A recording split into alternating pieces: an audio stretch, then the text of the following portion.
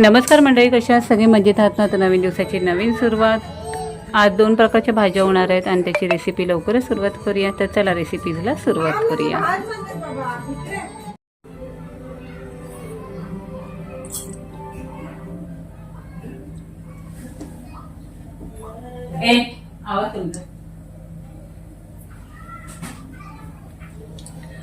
मोहरी तडतडली ना की मग जिरं टाकायचं. जिरं ही तडतडायला लागलं की कढीपत्ता आणि 4-5 लसूण टाकून द्यायचे. आणि आता कांदा टाकून घेऊ आपण.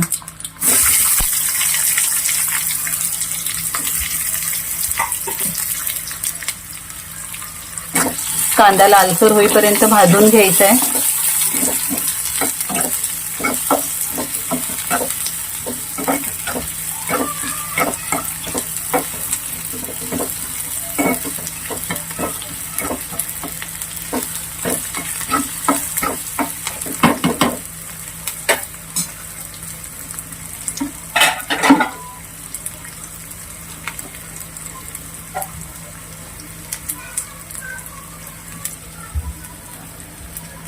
घेवडा घेतलेला हा साफ करून.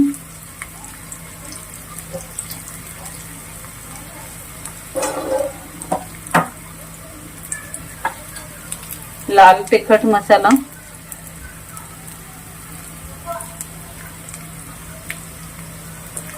गरम मसाला आणि हळद.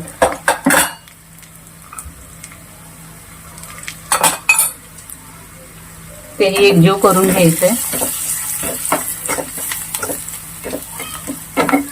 हे बघा, तेल छान सुटत गेलंय, म्हणजे कांदा छान भाजला गेलेला आहे. आणि आता आपण त्याच्यावर टाकणार आहोत घेवडा, जो साफ करून धुतलेला आहे.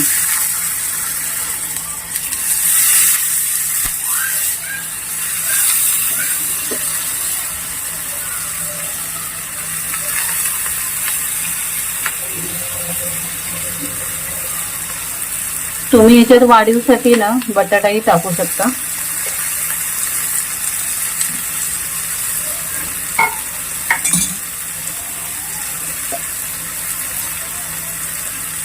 मीठ टाकून घेऊ.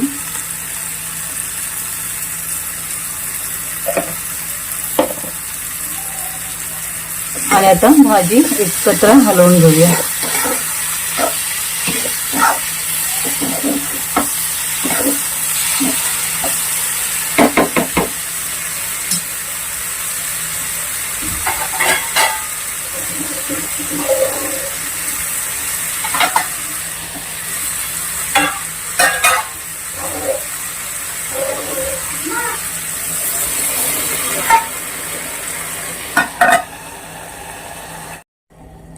आता झाली आहे घेवड्याची भाजी. आणि आता आपण करणार आहोत गवारीची भाजी. गवार पण थोडीशीच आहे म्हणून म्हटलं आज 2 प्रकारची भाज्या होऊन जाऊ दे. मुलांचं काय टेन्शन नाहीये, ते खातात, त्याच्यामुळे मला टेन्शन येत नाहीये. तर आता मी ह्याच्यामध्ये मोहरी टाकून घेतलेली आहे. मोहरी तडतडायला लागल्यावर थोडंसं जिरं टाकून घेतलंय. आणि ह्याच्यामध्ये लसूण, कढीपत्ता आणि कांदा आहे, जो मी आता ह्याच्यामध्ये एकत्र सगळं टाकणार आहे.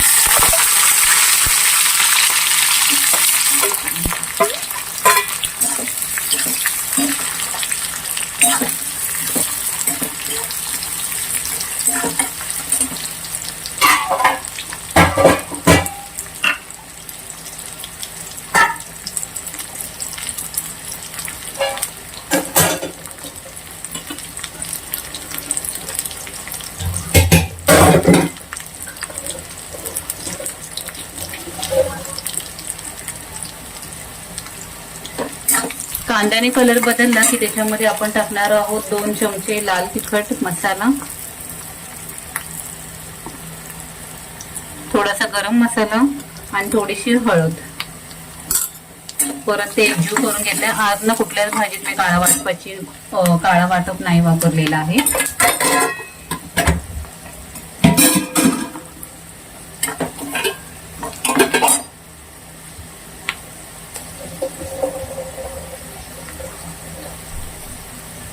तर ही गवार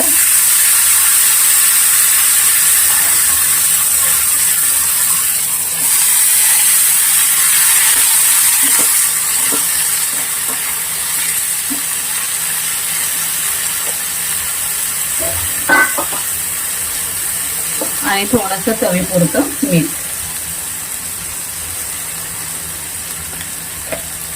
ह्याच्यातही तुम्हाला हवे असेल तर बटाटा टाकू शकता, पण आज 2-2 भाज्या आहेत ना, वाढीव नको करायला म्हणून मी अद्या थोड्या थोड्याच या भाज्या केलेल्या आहेत. आणि ह्याच्यात टाकणार आहे नंतर आपण शेंगदाण्याचं कूट.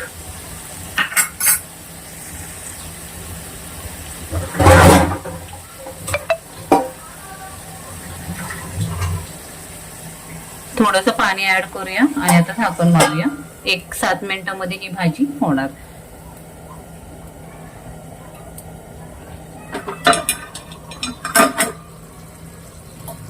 तोपर्यंत इथे घेवड्याची भाजी आपली होत आहे. हे बघा,